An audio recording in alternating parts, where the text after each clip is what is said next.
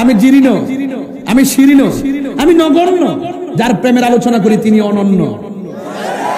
মাল্লাহুল মাওলা ফালাহুল কুল। তুমি রবের হয়ে যাও, সারা পৃথিবী তোমার হয়ে যাবে। রাবিয়া বসরি জিজ্ঞাসা করছে, রাবিয়া তুমি কি জান্নাত চাও না জাহান্নাম চাও? রাবিয়া কে ভালোই তো শিখছ, আমি জাহান্নামরে ডরাই না, জান্নাতের আশাও করি না। উমা এটা কি তাকো, দুনিয়ার সব জাহান্নামরে ডরা আর জান্নাতের লেগে পাগল হয়ে জায়গা। তুমি জাহান্নামও চাও না, জাহান্নামরে ডরাও না, ঘটনাটা কিতা? তুমি জান্নাতও চাও না, জাহান্নামরে ডরাও না, কারণটা কিতা? রাবিয়া বসরি কয়, আমি জাহান্নামরে ডরাই না, জান্নাতের আশা করি না, আমি আমার জান্নাতের মালিকের পাগল। আমার দাদা ফয়জুদ্দিন শাহ রহমাতুল্লাহ আলাইহি কইতো, আমি রিজিকের পিছনে দৌড়ি না, যিনি রিজিক দেয় তারে তালাশ করি। সে যদি আমার হয়ে যায়, রিজিক আমার ঘরে আসবে। ওই যে আমি বলছি, যুবক, হ্যাঁ যুবক, প্রজাপতি হয়ে ফুলের কাছে যেও না, মানুষ যদি হয়েছো বাগান সাজাও, প্রজাপতি তোমার কাছে আসবে।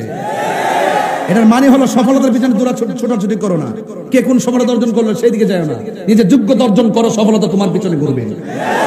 তাহিরি কি এখানে এমনি আইসা বলছে? 22 বছরের কেরিয়া যদি কও যে কালকে তুমি হয়ে যাবে গা, অসম্ভব। সাকিব আল হাসান এমনি হইছে না, খেললে হইছে, কথা কোন ঠিক না বেটি?